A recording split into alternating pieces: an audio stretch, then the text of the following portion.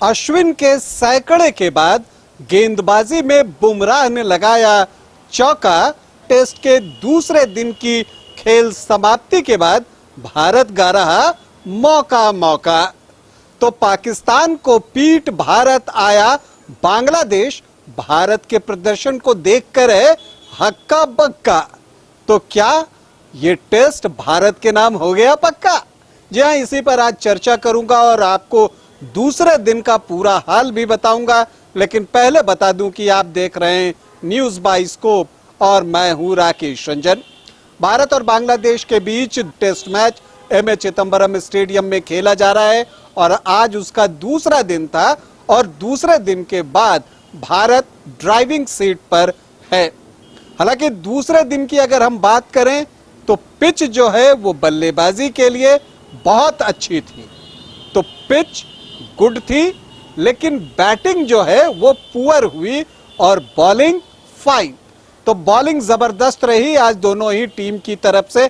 देखिए कुल मिलाकर 17 विकेट दूसरे दिन गिरे, जबकि पिच आज बल्लेबाजी के अनुकूल थी तब 17 विकेट गिरे। और ऐसे में जो भारतीय टीम को पहली पारी में 227 रनों की बढ़त मिली है, आप समझ लीजिए कि वो कितनी बड़ी बढ़त है।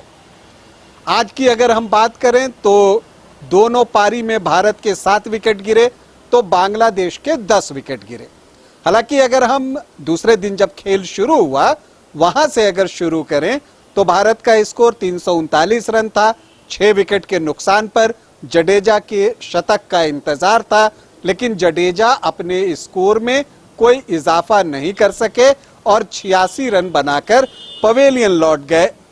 इनफैक्ट भारत की पूरी टीम जो है वो 376 रनों पर ऑल आउट हो गई। हालांकि भारतीय टीम 400 के आंकड़े को छूना चाहती थी लेकिन ये हो ना सका। लेकिन हो तो बांग्लादेश से भी कुछ नहीं सका, क्योंकि बांग्लादेश की टीम जब बल्लेबाजी के लिए आई तो भारतीय तेज गेंदबाज कहर बनकर उन पर टूटे और ऐसा टूटे कि बांग्लादेश का जो टॉप ऑर्डर है वो बिखर गया। यह 40 रन पर बांग्लादेश की आधी टीम वापस पवेलियन लौट चुकी थी। बुमराह ने पहले ही ओवर में झटका दे दिया था और वहां पर सदमल इस्लाम को जो है वो वापस पवेलियन भेज दिया था। क्लीन बोल्ड उन्होंने किया था और इसके बाद आकाशदीप, जी हाँ बिहारी बाबू, आकाशदीप ने जो है लगातार 2 गेंदों पर 2 विकेट लिए। पहले जाकिर को बोल्ड किया और फिर मोमिनुल हक को क्लीन बोल्ड किया, तो 2 विकेट वहां उन्होंने ले लिए। इसके बाद मुशफिकुर रहीम का कीमती विकेट फिर बुमराह ने चटका लिया, तो जो बांग्लादेश की टीम है वो संकट में घिरती दिखी। इसी बीच कप्तान शांतो का विकेट सिराज ने निकाल दिया, तो 40 पर 5 विकेट गिर गए बांग्लादेश के। हालांकि एक 51 रनों की साझेदारी वहां पर आपको हुई लिटन दास और शाकिब अल हसन के बीच में, लेकिन इस जोड़ी को तोड़ दिया रविंद्र जडेजा ने और उन्होंने इन दोनों को पवेलियन का रास्ता दिखा दिया। 112 पर 8 विकेट गिर चुके थे बांग्लादेश के। हालांकि वहां से 149 तक पहुंचकर बांग्लादेश की टीम खुशी होगी। तो यहां पर अगर हम देखें तो जसप्रीत बुमराह ने कमाल की गेंदबाजी की। उनकी गेंदों को समझना बांग्लादेशी बैटर्स के लिए बहुत मुश्किल था और बुमराह ने जो है वो 4 विकेट लिए। और अगर आप उनके गेंदबाजी विश्लेषण की बात करें तो 11 ओवर में 50 रन देकर उन्होंने 4 विकेट लिए, जबकि मोहम्मद सिराज, आकाशदीप और रविंद्र जडेजा ने 2-2 विकेट आपस में बांट लिए।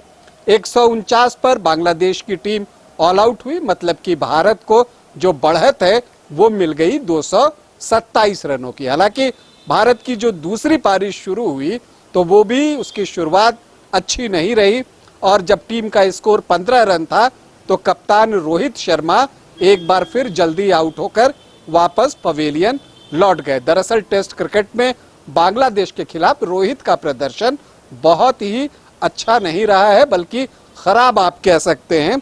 रोहित शर्मा जो है सिर्फ 5 रन बनाकर तस्कीन की गेंद पर जो है वो स्लिप में लपके गए। गेंद में थोड़ा बाउंस जरूर था। इसके बाद यशस्वी जायसवाल भी वापस पवेलियन लौट गए। उस समय टीम का स्कोर 28 रन था। 10 रन बनाए यशस्वी जायसवाल ने, और जब 28 पर 2 विकेट गिर गए तो ऐसा लगा बांग्लादेश की टीम वापसी कर रही है। लेकिन फिर एक छोटी सी साझेदारी वहां पर विराट कोहली और शुभमन गिल के बीच हुई 39 रनों की। लेकिन फिर विराट कोहली एक बार फिर स्पिन के ट्रैप में उलझ गए और एलबीडब्ल्यू आउट हुए। और उन्होंने जो है 17 रन बनाए। मेहदी हसन मिराज ने उन्हें आउट किया। लेकिन जब खेल खत्म हुआ उस समय ऋषभ पंत और शुभमन गिल क्रीज पर बने हुए थे और भारत का स्कोर था 81 रन 3 विकेट के नुकसान पर। इसका मतलब यह है कि भारत की जो कुल बढ़त है लीड को मिलाकर वो 308 रनों की हो गई है। तो ऐसे में क्या ये मान लिया जाए कि ये टेस्ट अब भारत के नाम हो गया है? मुझे लगता है कि ये कहना अभी जल्दबाजी होगी, क्योंकि जब पाकिस्तान में बांग्लादेश की टीम खेल रही थी तो वहां भी उसने टेस्ट मैचेस में पिछड़कर वापसी की है। तो टीम लड़ रही है बांग्लादेश की भी, तो इसलिए जो है हमें थोड़ी प्रतीक्षा करनी होगी। देखना होगा कि तीसरे दिन भारत जो है कितने का टारगेट सेट करता है बांग्लादेश के लिए। वैसे ये तो मानना पड़ेगा कि टेस्ट में पलड़ा भारत का अब काफी भारी हो चुका है। अभी के लिए इतना ही, इजाजत दें, नमस्कार।